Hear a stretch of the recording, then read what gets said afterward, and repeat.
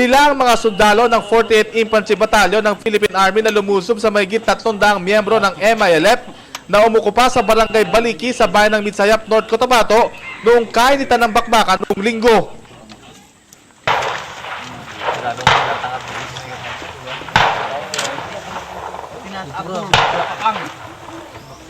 Si Private First Class Joey Tranquilino ang navigator ng Sakul Simba na nagpaulan ng bala sa mga rebelde na nagtatago sa lugar na ito. Ito, yung first day, dyan sila nagtatago.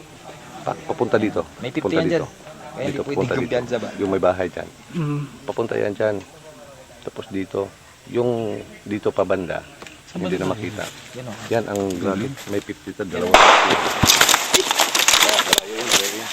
Yun o, pareho. Yun o. Yun o. Upuin mo. Yun o. Yung puti o. Yung brown. Taas yung may puti sa taas. Oh, yung may brown o. Yung may brown. Yun.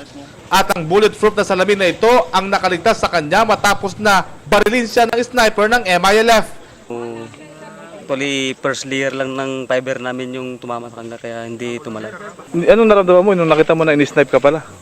So, patuloy pa rin yung yung concentrate lang sa maneuver namin ng vehicle namin. So, fight pa rin talaga.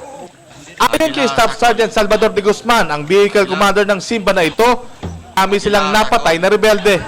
Plus fight na yung pupukan ba? Gano'ng ilang meters? Malapit lang yun, mga kung lang yun. Although mga 100 meters ganyan. Kasi masusukulon sana namin eh. Oo. Kaya lang. Eh, di rin kayo makalapit. Siyempre baka may kung ba, Landmine. Infantry naman ng sundalong ito. Marami daw sugat ang MILF ang itinakas ng mga kasamahan nila. Hindi din daw nag-iiwan ng patay ang MILF. Ang ano nila, na bagsakan man yung pinaka ano nila doon. Sigurado yun na marami talaga natatamaan doon. Pero na-monitor namin na marami ring wounded. Wounded. Paano may nakita kayong mga dugo? Oo. Paano ba ginagawa nila pag ano? Pag may wounded o kaya patay? Ginagapang nila tapos talian ng tali sa paa. Oo. Tapos yung may sa unahan may maghila. Para hindi maano ng mga sundalo. Iba naman ang magamit ng baril ng natamaan. Mga ilang kayo na-encuentro nyo kahapon? Yung sa Baliki, marami sila. Mga ilan? 300 siguro yun. Matapos na umatras ang mga noong unay matatapang na bataan ni MILF 105th Commander Umbragatu, tila tinupad ng joint forces ng AFP at PNP ang nauna nitong pangako na tatapusin nila ang inumpisang digmaan ng MILF. Their group cannot win against us militarily. They have been given the chance to settle this in a peaceful means.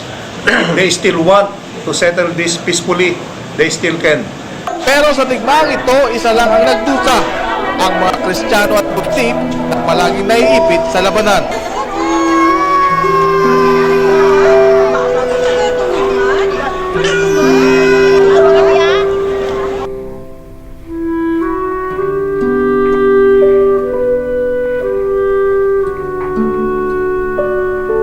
Kasama si cameraman Lino Turbong Banwa mula sa North Cotabato.